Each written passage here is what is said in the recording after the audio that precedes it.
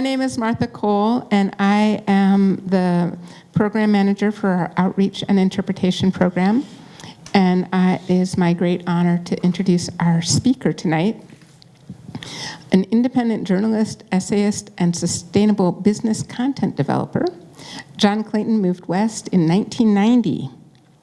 He is a prolific author. His books include The Cowboy Girl, Stories from Montana's Enduring Frontier, Wonderlandscape, Yellowstone National Park and the Evolution of an American Cultural Icon, and most recently, Natural Rivals, John Muir, Gifford Pinchot, and the Creation of America's Public Lands. And all of those and more are actually for sale in the back, and John will be signing after the program.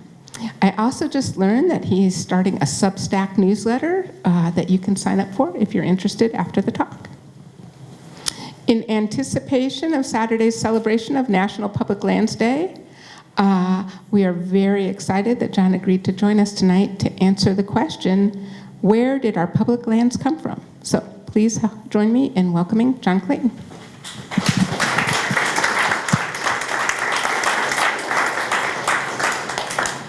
Thanks so much, Martha. It's great to be back here in Helena. Can everyone hear me okay? 29 years ago, I had a contract with a software company, and so I spent a lot of time in the IBM building. I guess it's now called 100 North Park. And I would come down to the library here in some of my spare time. It's fun to be back in this building. Sometimes I wouldn't always make it. I'd end up getting waylaid at Miller's Crossing.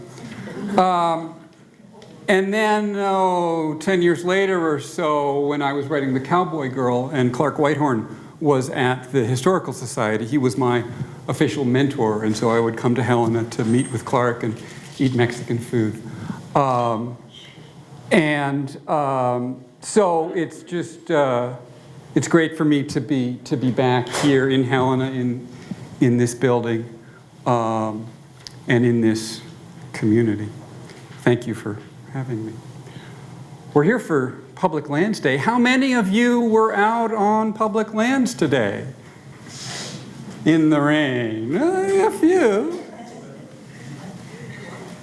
Of course, it's not officially Public Lands Day till Saturday, so you can always plan to do it then. And one of the ways I want you to get you thinking a little bit is to say that actually we are all out here on public lands right now.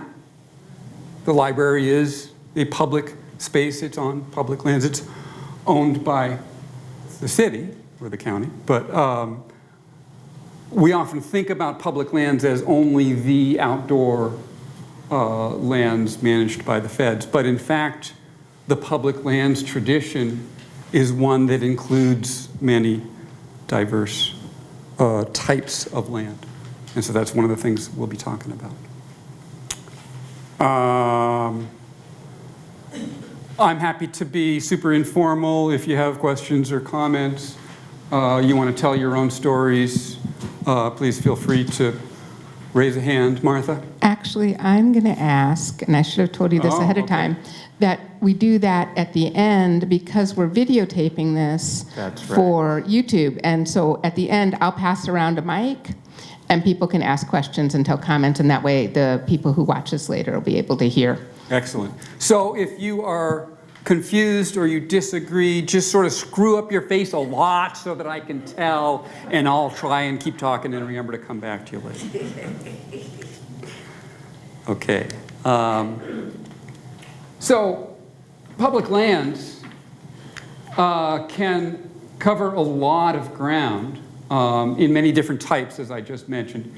And so the yellow is BLM, the light green is Park Service, darker green is Forest Service. I'm not going to spend a lot of time with this map, especially because I'm not really comfortable with its classification of Indian reservations in the red as public lands. They're actually tribal lands. But just the scope of public lands, especially in the West, is substantial. And of course, these public lands can cover a variety of types of landscapes. It may be rivers, it may be deserts, it may be national seashores, right? These are public lands as well. National battlefields. So sometimes we love public lands for the wildlife. And of course, wildlife refuges are another official type of federally owned public lands. We use them in varieties of ways, sometimes perhaps for grazing, sometimes for hunting, sometimes for winter sports.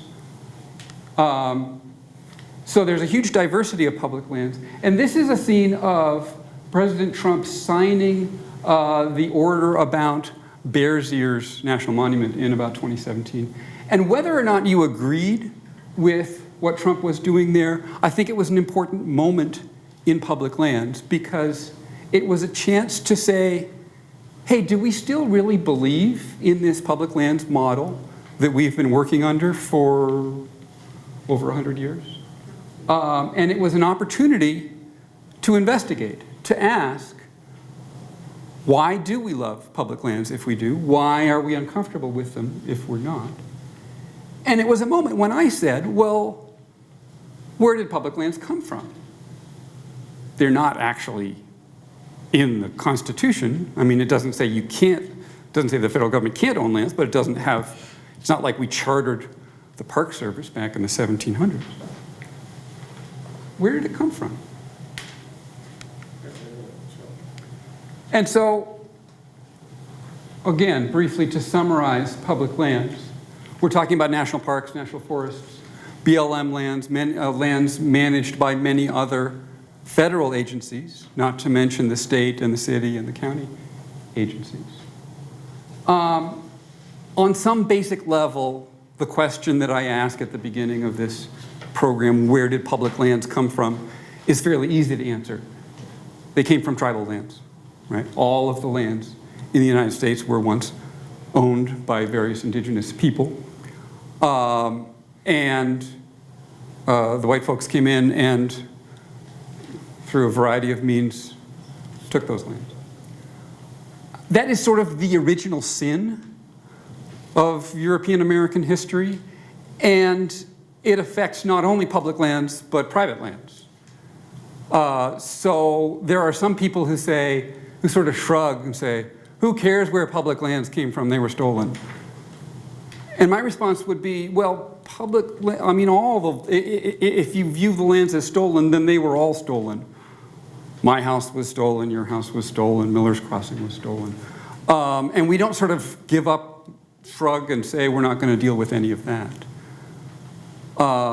And so I do think it is worth, A, acknowledging that yes, these lands were once managed by indigenous people, but B, once you get past that original sin, how did we decide that some public lands, that some lands are going to be public, held collectively, permanently, in commons by the people of our democratic society? That's something that had never been tried before. There were public lands, you know, the royals in England owned lands, but not the people. Similarly, in other monarchies, yeah, there was public land owned by a government, but not necessarily a democratic government.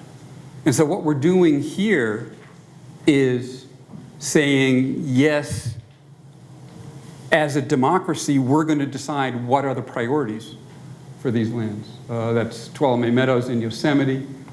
This is the Shoshone National Forest in Wyoming. They are managed differently, in part because they are different landscapes and they lend themselves to different types of activities, but also in large part because we as voters get to decide what to do with those lands. We decide collectively. Maybe I don't always get my way, but maybe you don't always get your way, but together we are able to decide for priorities on public lands. And that is really extraordinary. And so one of the things that was happening 5-6 years ago when this debate about public lands started was that a lot of people were saying that public lands were a birthright. They are something that we have inherited from our ancestors and we need to keep them intact and functioning for future generations. But again, my question was, a birthright? It wasn't. It hasn't always been. Where did it come from? So I'm going to talk about some subsets of public lands in trying to answer that question. Some of you may know about the origin story of national parks. Yellowstone was the first national park, 1872. And this is a picture of a reenactment of a camping trip in 1870, where Cornelius Hedges of Helena, Montana, and several other people, including Nathaniel Langford, had toured through Yellowstone, one of the first legitimate tours by prominent people that you could actually trust what they said when they got back to civilization. They saw these amazing things, these geysers and this canyon and this lake, and they were just blown away. Wow, this is incredible. What should we do about it? Maybe we should all make homestead claims, and maybe we should all go in together on our homestead claims, and we'll make a lot of money. And Cornelius Hedges allegedly said, no, let's keep them for the public. Let's encourage this to be a park for all Americans to appreciate and enjoy. Now, more recently, historians have expressed a little bit of doubt that how exactly did that, what exactly was said around that campfire. That idea of Hedges was probably expressed in some form, but it wasn't like it struck him like a thunderbolt. It was, the story may have been exaggerated. But that's what we do with origin stories, right? When you have a high-tech company, it was always founded in a garage. It's almost like there's a rule that you have to spend at least 1 month in your garage, and then you will tell that story constantly. Yeah, I started this company in my garage. I may now have 1,000 people and 200 sexual discrimination lawsuits against me, but the garage is my real values. I founded this in a garage because I was coming up from nothing. And so this was the Park Service's origin story, that they were founded here in this very public-spirited way by these wonderfully public-spirited Helena residents who said, yeah, let's hold this for the American people as a whole. And so one of the reasons that the Park Service has been such a successful federal agency for over a century is that they were really good at harping on their origin story. So this here is Horace Albright, the first National Park Service superintendent of Yellowstone. Yellowstone founded in 1872. Then the Park Service didn't come along until 1916. But so Horace Albright was the first Park Service superintendent of the park. And this is Charles Cook, one of the early explorers of Yellowstone. He was actually in the park in 1869, the year before that big fancy campfire. And he was still alive in 1922 to celebrate the 50th anniversary of the founding of Yellowstone. And so Albright invited him to be the big celebrity, and he invited this woman, a journalist, I believe her name is Ann Albright, from New York to come out and celebrate, 50th anniversary, and damn it, we're going to tell that origin story again. We're going to pose in front of a big sign, junction of the Gibbon and Firehole Rivers, forming the Madison, and I believe the rest of that text describes the idea that there was this campfire where people said, we're going to have national parks. And then they built a building. Some of you may know the little museum there at Madison Junction, little log cabin type place that its function is a little bit unclear now because it used to tell this origin story. And once the historian said, it's not really true, it's just a really cool building. These are 3 of its organizers posed in front of it as it was going up in 1930. But this is how dedicated the Park Service was to its origin story. And so we often think, well, yeah, I know where public lands comes from because I know where the Park Service comes from. And yet the Park Service, as we just discovered, is only one portion of public lands. So there's another agency, the National Forest Service, that has actually a larger percentage of public lands than the Park Service. And there's a wonderful origin story for the Park Service. Maybe some of you have read Timothy Egan's book, The Big Burn, about the fire in 1910 covering northern Idaho and northwest Montana. Just huge, huge fire, very intense, lots of great drama that Egan writes very well about. And this further cemented the need for Gifford Pinchot and Teddy Roosevelt to really say, yeah, we've got to make the Forest Service strong. We've got to have a good agency to manage these lands and to manage these fires. Teddy Roosevelt and the fire that saved America. And so Egan is arguing that this origin story is really important. But Egan, of course, is a writer, just like I am. He wasn't part of the Forest Service. He wasn't the Forest Service celebrating its own origin story. And furthermore, in 1910, the Forest Service was already a couple of decades old. We all know most of us know that Yellowstone was the first national park. Does anyone know the first national forest?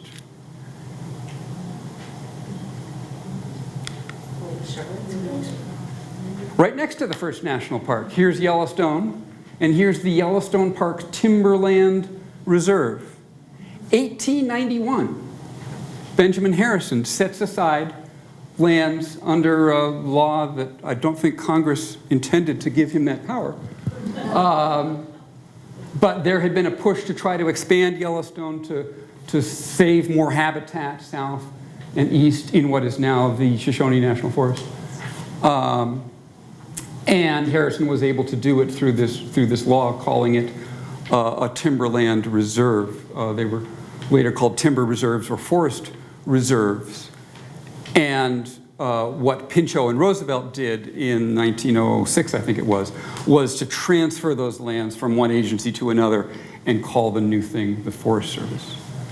But so here's another origin story for public lands with Harrison in 1891, and very few people know about it. Public lands. Is there an origin story for public lands? This is what I started digging into when I was writing Natural Rivals. And my research took me to Glacier National Park. I'm sure most of you recognize Lake McDonald here.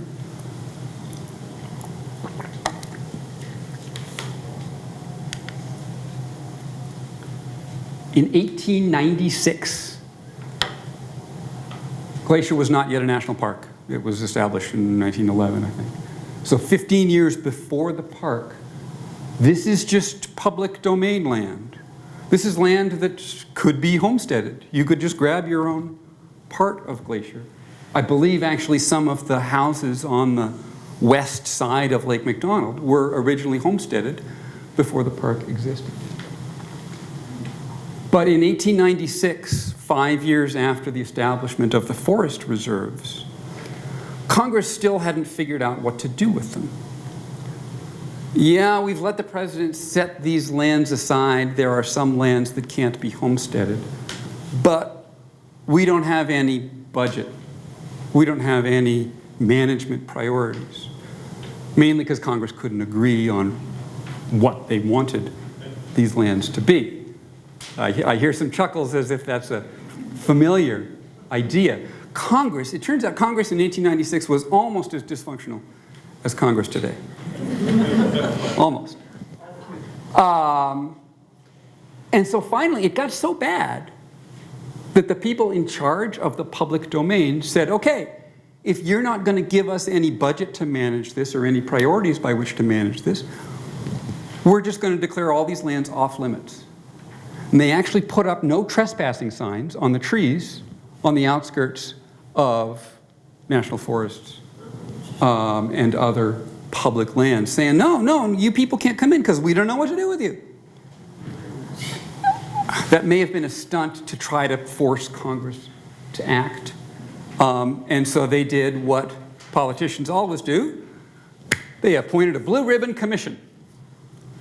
And we'll let the commission figure out what the priorities should be, and we'll follow their advice. And they called it the National Forest Commission. And this National Forest Commission toured all over the West to see firsthand these lands that they were going to decide what to do with.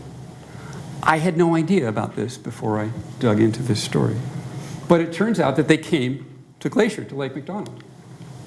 And it turns out that one of the men there at Glacier was John Muir, standing on the left here with President Roosevelt. They're standing here at Yosemite, and this was a few years later, 1901 or 03. John Muir, often known as the savior of Yosemite. He was a naturalist from California, a wanderer. He just loved to go off hiking for days at a time with hardly any food. And sort of a philosopher. He had a deep thinker. He was a bit of an individualist, so he wasn't officially part of the National Forest Commission because he wasn't the type of guy to go to meetings. But when he heard they were doing a tour of the West, he said, yeah, sign me up. And they said, great, we'd love to have you. You're super interesting to travel with. Here's a picture of John Muir on an earlier trip, maybe in the 1870s or 80s. A guy came across him way out in the wilderness, and he had no food, no pack, no tent. The guy said, yeah, what can I do for you? Oh, nothing, I'll just wander back home. A wonderful wanderer. Muir in 1891 co-founded the Sierra Club, the nation's first grassroots environmental organization. The big benefit of being a member of the Sierra Club back then was you could go on their summer excursions up to Yosemite or the mountains nearby. And here's Muir actually pointing at something on the ground as he's teaching a class during one of those summer excursions. He's perhaps best known as a writer. His books have never gone out of print. Our National Parks is one of the books he wrote. This was 1899, I believe. Most of his books were published later in his life in the 1890s. And he was really influential within his own lifetime. This is Muir Woods. Some of you may have been north of San Francisco to that national monument. A man gave the land to the federal government to be a national monument under the condition that it be named for John Muir, because he had read Muir's books and was so impressed by them. So Muir, the only person to have a national park or monument named after him during his lifetime. Really a remarkable achievement. But as I said, Muir was also sort of a philosopher, and the way you can know someone today as a philosopher is there's lots of memes about their sayings. Have any of you done events with Merlin, Marisa Diaz-Wayan, the Helena-based philosophy group? Marisa hates it when I describe philosophy that way. But Muir had a great way of looking at the world and expressing it in pithy sayings. How glorious a greeting the sun gives the mountains. The clearest way into the universe is through a forest wilderness.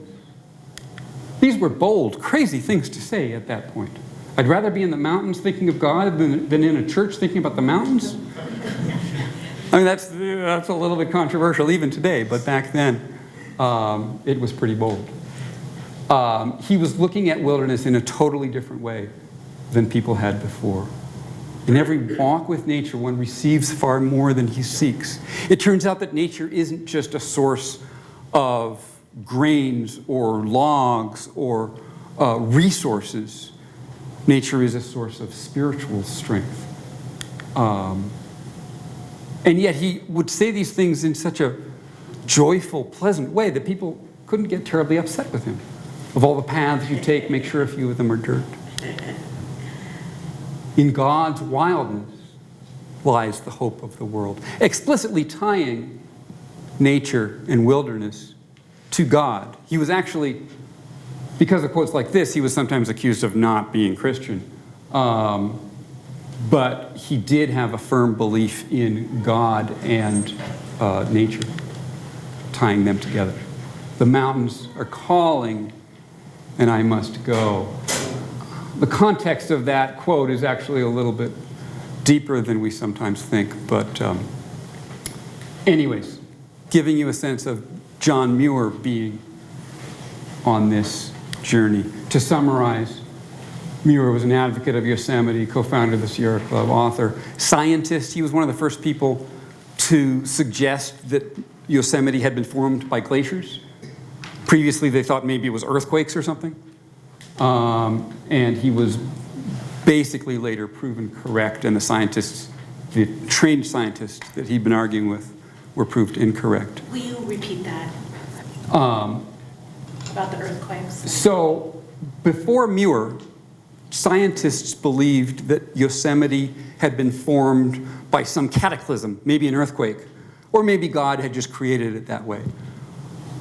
And Muir said, no, Yosemite was created by glaciers in the science that we now know about how a glacier will sort of carve out a U-shaped valley. And he got into big arguments with the big scientists of the day. And later, he was basically proven correct. He had exaggerated a little bit. But the idea that it was earthquakes that had created Yosemite was disproven. And he was a great wanderer. He just loved traveling. He loved hiking. He just wandered off into the mountains to enjoy himself.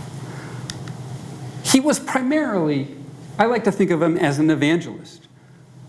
His father had been sort of a fire and brimstone evangelist. You're going to hell. His religion was very different. His God was kinder and more generous and was present in nature. And so as he experienced God in nature, he wanted other people to experience God in nature. That meant, A, that you had to preserve some nature for God to appear in. And B, that he would go around telling everybody, yeah, get out, enjoy nature while it's here. And so this is often summarized as preservation, right? That's what we do in the national parks. We preserve nature so that we can enjoy it. Muir is often contrasted with Gifford Pinchot, founder of the Forest Service. Pinchot was also on that 1896 trip in Glacier. In fact, he was the secretary of the National Forest Commission. Pinchot was very young at this point. I think he was only 30 years old, and everyone else on the commission was over 50, maybe even over 60, with lots of scientific degrees. And he really wanted to be there with them and learn from them and organize them, and he actually had a lot of opinions, and maybe as the secretary he gets to write everything down, and suddenly his opinions get into the notes. Certainly that's how I like to operate in a meeting as secretary. So in 1896 he was very young. Later, in the 1900s, as Theodore Roosevelt becomes president, Roosevelt and Pinchot are best friends. Pinchot advises Roosevelt not only on the Forest Service, but on all of his conservation priorities, now seen as some of Roosevelt's greatest accomplishments. Pinchot is sometimes called the first American forester, which is sort of an exaggeration, but really dedicated to the science of forestry. He also wrote some books. They're not as good as Muir's. And he was a politician. He served 2 terms as governor of Pennsylvania, fairly successfully. The amazing thing about Pinchot was he was this managerial and organizational genius. The reason that people in the Forest Service revere him is that he set up all these systems that worked for a very long time. Some of them are now a little bit outdated. But boy, he got that agency running well, efficiently from the get-go. He was the sort of person who would always answer every letter he received by 10 a.m. the next morning. Sort of interesting, you know, in that era, the Forest Service developed a policy that they would put out every fire before 10 a.m. the next morning. I can't find any proof, but I sort of wonder if Gifford's letter writing deadline had something to do with that fire deadline. What's so special about 10 a.m.? So the thing about Pinchot is that he was a statesman. He was born in wealth, but he didn't want to accumulate more wealth. He wanted to help society. He wanted to help America in general. His favorite phrase was the greatest good for the greatest number in the long run. He wanted that to be the edict of the Forest Service, that the Forest Service would be managing natural resources for all people. The point of the Forest Service was, we're not going to cut down all of the logs this year because we need some next year, and the year after that, and et cetera, et cetera. And they applied the same philosophy to grazing, to all sorts of natural resource issues. They conserved those natural resources. Great idea. Sounds a lot like sort of the sustainability type stuff that people talk a lot about today. But it turns out to be a little bit in conflict with what Muir was saying. Right? Muir was preservation. Pinchot was conservation. Preservation is the ethos of the national parks. There's a certain element of, you know, don't touch. Let's not mess with Yosemite. Let's not mess with these special places, because we always end up messing it up. There's a sense in which nature is perfect, and whatever we would try to do with it would only degrade it. This isn't exactly what Muir said, but it came to be how his legacy was interpreted. Very much of a hands-off approach to nature if we're going to preserve it in its initial glory. By comparison, conservation, the ethos of the Forest Service, as I said, more of a sustainability attitude, because people are part of nature.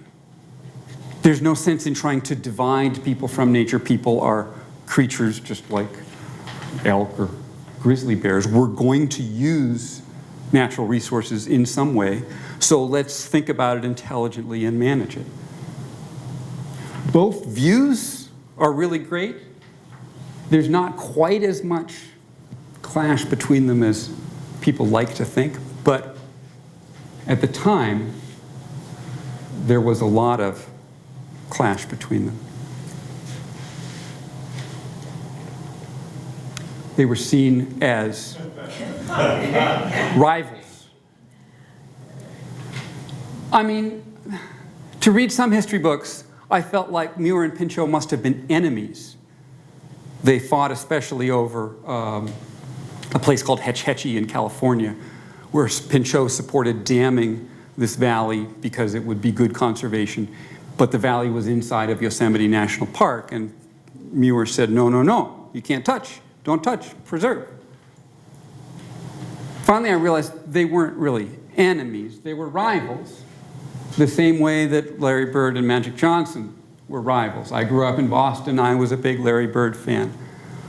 I hated Magic Johnson, but I respected Magic Johnson. He was a good player. He wasn't evil. He was just competing against my guy. And of course, the amazing thing about Bird and Magic was that the popularity of the NBA absolutely took off, soared, once they got on the scene. They both arrived, I believe, the same year.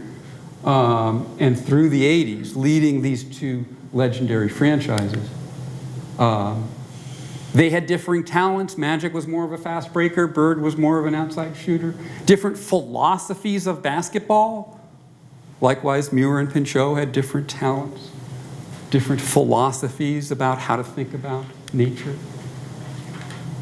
But they can promote a common cause. I mean, Bird and Magic are both basketball players. They want there to be lots of good basketball. They will make more money if the NBA is more popular, and so they indeed did that. Muir and Pinchot could also promote a common cause. I'm giving Muir to the California team, the Lakers, and Pinchot, who was raised in Pennsylvania, to the Eastern team. We end up with a little bit of contrast in skin color, which is a topic for another whole lecture.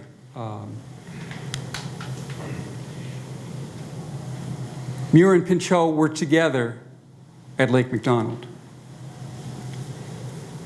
Another shot here of a glacier near Lake McDonald. Perhaps they were walking through forests like this. In fact, at Lake McDonald, I mean, think this is 1896. It's very primitive. They have a boat that goes along the lake, and they have a shack where the current Lake McDonald Lodge is. And all the prominent scientists took the boat to the shack, sat down in the dining room, and waited for someone to bring them dinner. Pinchot said, no, I'm going to go fishing.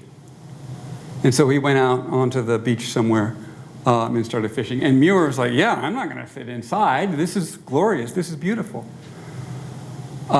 Muir was a huge animal lover. He never hunted. He didn't really care about fishing.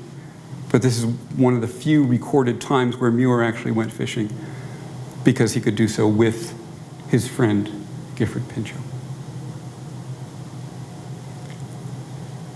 As Muir and Pinchot got together, as preservation and conservation got together, as the prophet and the statesman combined their talents,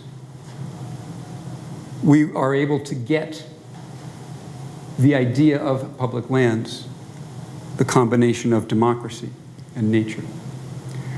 After this trip all through the West, highlighted by their stay at Lake McDonald, the National Forest Commission went back to DC, and of course the task of writing their report fell to the secretary. They ended up having a bunch of arguments about it, but basically they got it pushed through to the president in early 1897. There were a bunch of political back and forth. Again, Congress, very dysfunctional back then. But basically what they had was a vision. We need to hold these lands forever, permanently in commons as a government so that we can do various things on them. Muir and Pinchot may have been disagreeing about what you would do with an individual piece of land, but you have to have that platform on which to argue. If it's all privately owned, then the private owners are going to decide what to do with it. Some lands they felt were important enough, were massive enough, were scenic enough, were of strategic importance in terms of their resources, that maybe they should be held by the government so that we as a democratic society could argue over what to do with them. Those arguments are often really unpleasant. They're not often fun. We get really upset at the people who have a differing view of what to do with the public lands. But it really is an incredible privilege in our democracy to be able to have those arguments. I came to see that public lands, I mean, yes, their nature, they come from nature as stewarded by indigenous people very successfully for centuries. But really where public lands come from as public lands is democracy. This is a great triumph of American democracy to be able to have this privilege of arguing over what to do with these public lands. and then being able to access them in the various ways that we choose. So I would encourage you, hopefully Saturday the weather will be better, and on Public Lands Day you can be going out and, yeah, sure, enjoy the public lands, but also maybe think about, have some gratitude for the chance that we have to do whatever we want with those lands. So that concludes the prepared remarks, but I think Martha can help with the microphone if people have questions or comments. Yeah, so just go ahead and raise your hand if you have a question or comment, and I'll bring the mic around. Thank you. Yeah, I'm Bob Jones. The question that I have approached in my own work, believe it or not, is where does private land ownership come from? And it turns out, yeah, do you cover that at all in the book, or have you dealt with that in the book? I do not cover private lands, no. But the idea of individual land ownership itself is a very new idea, right? That was what I came across. I asked the question, why are there no lawns in Japan? And the answer really is, why are there lawns in North America? This idea that of enclosure going back into England when the gentry started to emerge and democracy, monarchic democracy started happening. So it's not covered in the book, but it's something of to help us understand that. And then along with that question, so you talk about this, the conflicts among people and so on. Is it your view that Native American points of view or Native American views of land, not ownership but stewardship, whatever, that Muir is kind of representing, or was that crossover between the cultures that were here already and the European cultures that were encroaching into these broader Western lands at a time when there was sort of an enlightenment about it? Was Muir, do you know, was he exposed to Native American things? I know Theodore Roosevelt was, but... There's a lot of debate right now about how racist John Muir was. John Muir has actually been denounced by the Sierra Club, the organization that he founded, as a racist. Many of his defenders feel that that is an exaggeration. Muir did say some unfortunate things about indigenous people and about black people, but given the times, he was probably far less racist than most of the people he met. We don't need to get too deep into that to say that Muir was not particularly representing indigenous people well. That's why I call that the original sin. All of these guys are operating after that. So the idea of shared lands, though, is that a Native idea, do you think, kind of a crossing the cultures idea that lands are shared by our group? I would like to agree with you, but I'm not expert enough in indigenous cultures to say for sure. And so maybe there are indigenous scholars here. Are there any indigenous people here? That would be ideal. Maybe someone else can answer that, but I would hesitate to try to give a good answer to that myself. Other questions or comments?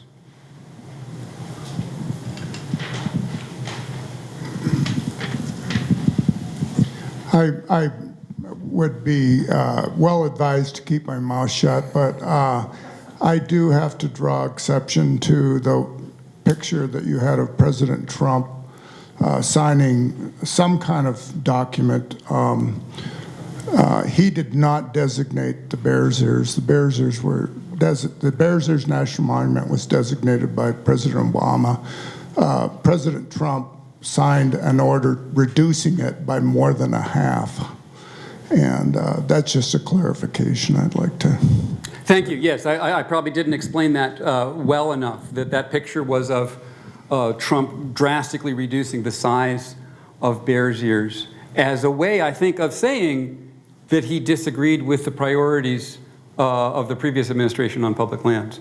And it sounds to me like you disagreed with him, and Very much. yeah, good. Good.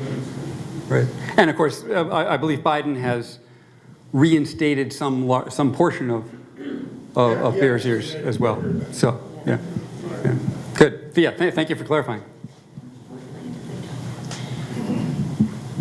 I'm just wondering what your opinion is of why Trump would do that.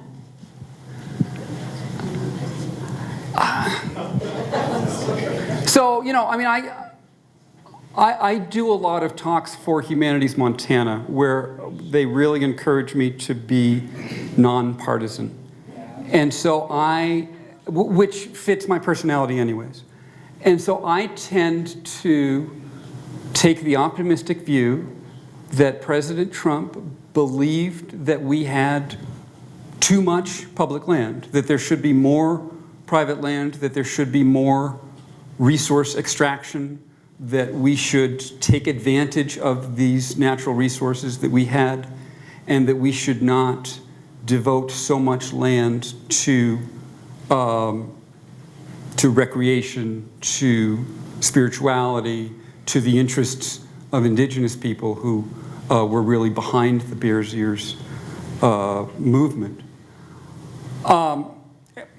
Personally, I disagree with him on all of those. And I'm not sure how partisan we can get with the Historical Society or the library, but I suspect that much of this crowd is also critical of Trump's views there. And now we've got some hands up, so we've got the discussion going. Thank you. Hi, you had a map early on in the presentation that showed a lot of public lands, parks, forests, and others on the western half of the United States. And I was wondering, was that just the timing that there was not a lot of public lands identified at that time on the other half? Yes, right. Yeah, I agree with you that,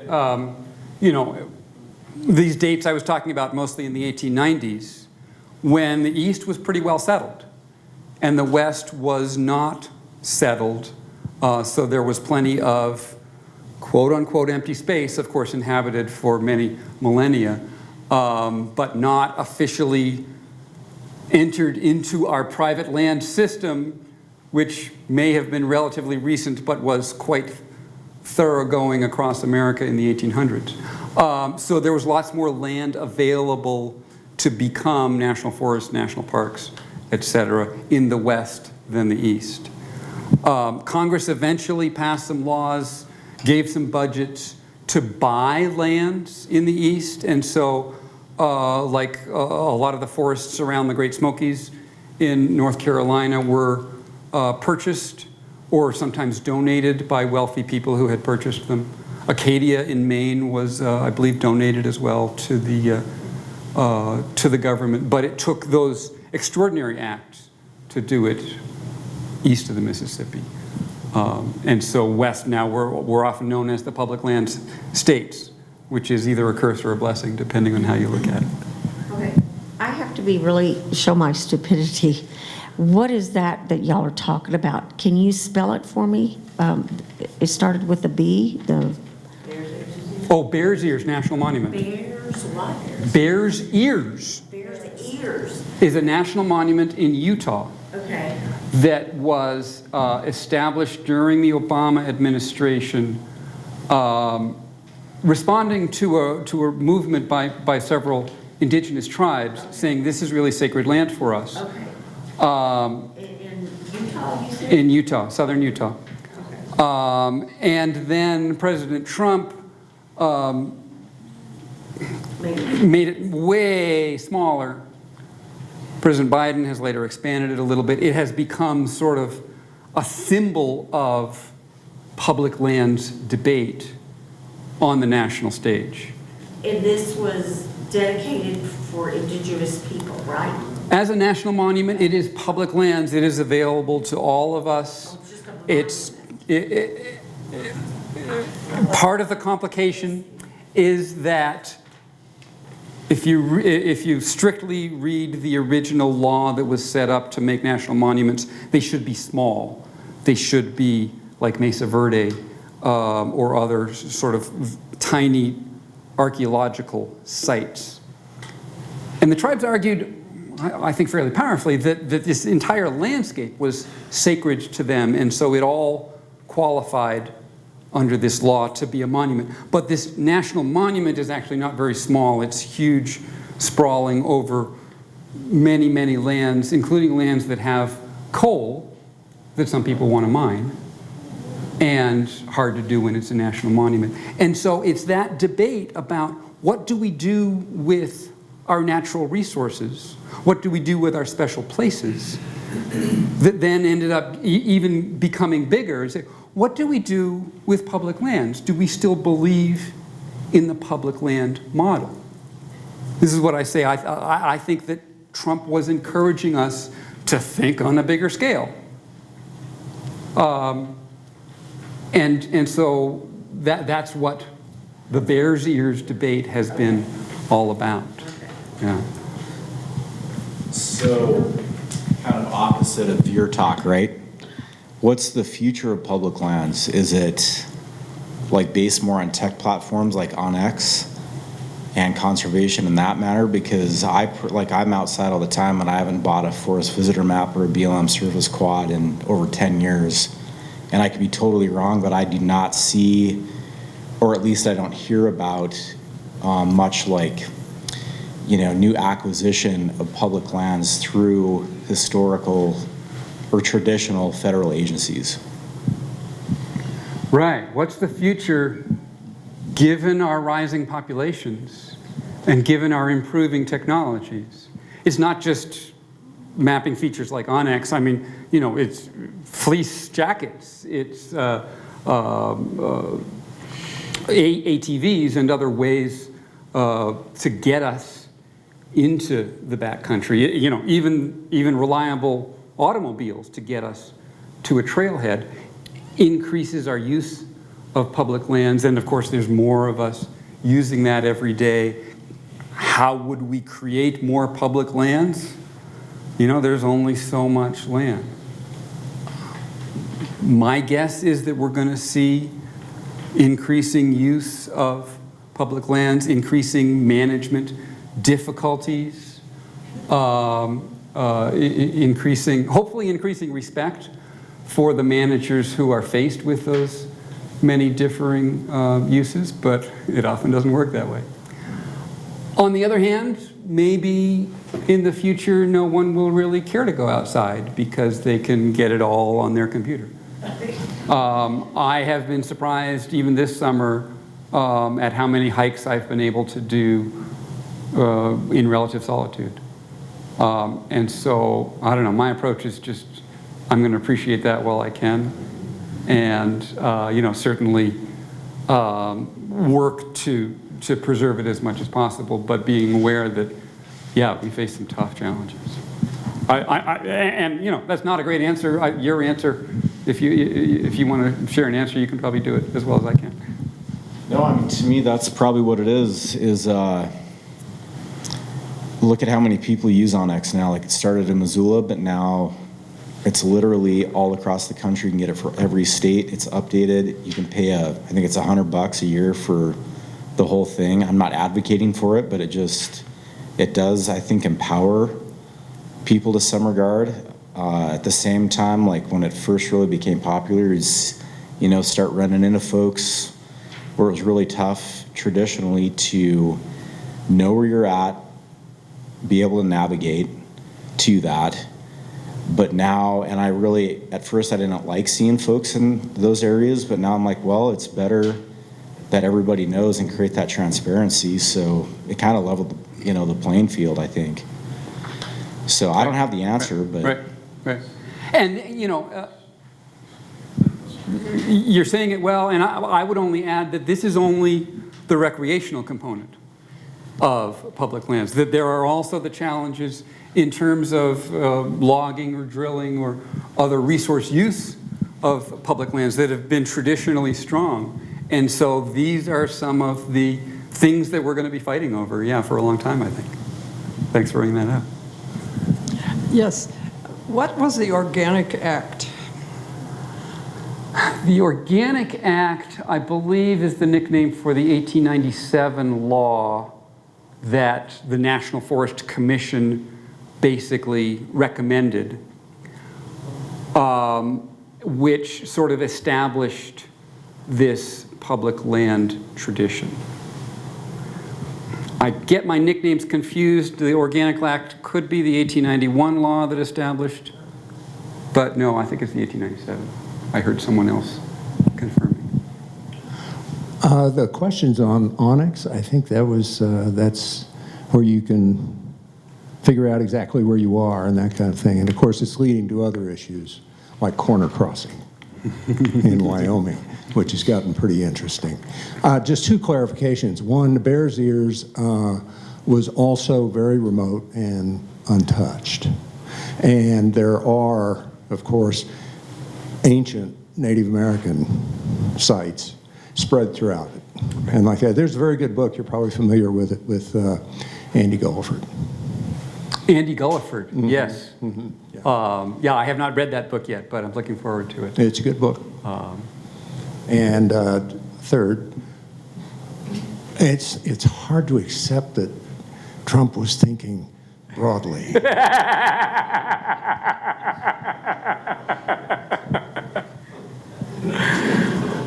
Good. Martha takes the microphone. So I just wonder how the BLM fits into this story. In terms of when it was founded, was there a kind of a founding father? What's the relative amount of land they own, say, compared to the Forest Service? Or?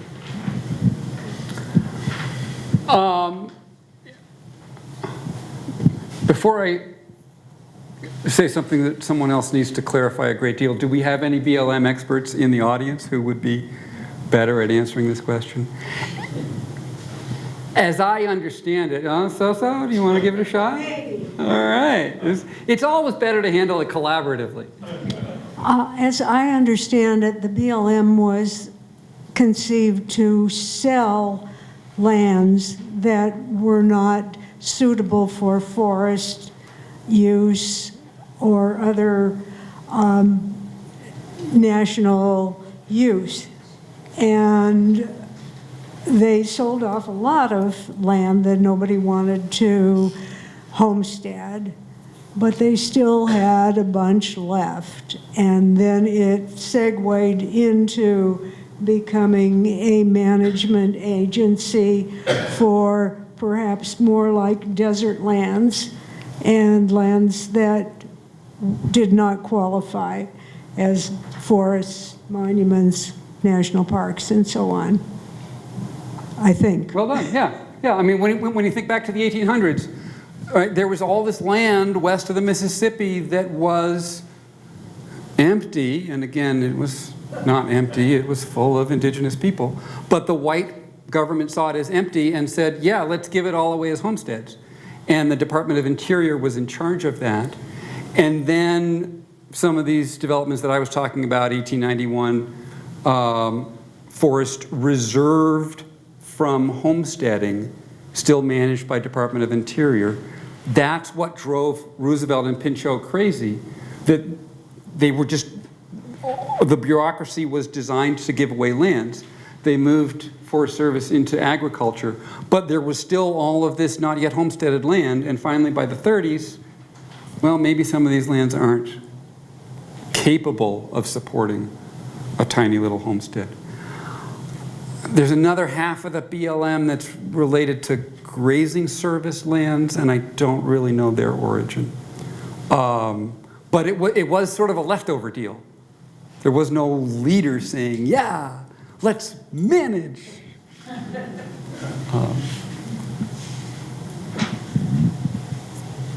Thank you. Yeah, that's kind of the great segue to the question I have, which is, you're opposing both Pinchot and particularly, I think, Pinchot as a rational actor. that Muir is this crazy visionary with his wonderful notion of the world, and that's how I've seen him presented before. And Pinchot was the hard-nosed realist politician who'd made it all happen, kind of a thing. Were either of these people, we know how rational Trump is in his, or was in his decision-making, never mind, sorry. But the idea that these are rational actors, any of them, the BLM certainly suggests not. So what do you say? Rational actors? So Gifford Pinchot was engaged to a beautiful heiress when he was in his 20s, and she died of tuberculosis before they, I mean, she was very sick. She was probably going to die even when they got engaged. And after she died, he did not date for 25 years. He claimed that she came to him in dreams, that she was with him at every moment, that he got all of his spiritual strength from her. It's either a beautiful story of undying love, or it's a guy who is not very rational at all. So yeah, you know, he had a huge passion for fly fishing, which, nothing against fly fishing, but it was passion that was driving that. And Muir had plenty of rational things. The idea that they were in opposition to each other is something that I discuss, and I try in the book to reject it as much as possible. They were rounded human beings in many ways. And the idea that any politicians in the 1890s were rational, there's this wonderful scene as Chester Arthur is leaving the presidency where, yeah, it's not very rational. All right, any last questions? Oh, one more, okay. So I was raised in Northern California on the story that Hetch Hetchy was absolutely robbed of the American people to give San Francisco an adequate water source.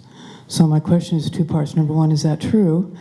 And number two, do you feel that Pinchot's legacy and the foresters now has guardrails around a balance between extraction of natural resources and conservation of natural resources? Wow, those are two great questions. Let's keep in mind that you're asking my opinion, and my opinion isn't necessarily any better than any of your opinions on this. But since you asked, in my opinion, Hetch Hetchy there were good arguments for it and good arguments against it. There were plenty of Sierra Club members who were ardent supporters. Indeed, some of the engineers behind Hetch Hetchy were actually Sierra Club members. And the city of San Francisco was being strangled by a private water supplier that was just kept raising the rates. We had a controversy like this in Missoula a few years ago, I believe, where they needed to buy their own water utility back from a private company so that people would be able to have water. It was a more extreme situation in San Francisco in the early 1900s when Hetch Hetchy was proposed. At the same time, they could have found an alternate site that would have been a great compromise. It's not really clear why that compromise was never embraced. It was embraced by one side and then by the other side, but then they. So it's unfortunate. It'd be cool if they could tear it down, but Hetch Hetchy only became controversial really in the 1950s when the Sierra Club used that story to oppose the Echo Park Dam in Utah. And so most of the stories that we've heard about Hetch Hetchy actually come from that later era. So yeah, some good, some bad. Your second question was, how's the Forest Service doing now in balancing? You know, it depends on your viewpoint. Many of us are recreationists, and we would like to see the Forest Service doing more support of recreation. I certainly feel that way about my local district. But that is a new function for the Forest Service. They have traditionally been needing to regulate and oversee all sorts of logging and other extraction issues. And it's gotten super complicated with lawsuits on all sides. They are put in a very difficult position. I like to think that they're doing a pretty good job, but they certainly do need to hear from people as to whether we think they're doing a good job or not. And as we have seen in the last 20 minutes, I tend to be a little bit more optimistic than some people. So please, yes, speak up for how you feel they are doing. Well, with that, please join me in thanking John.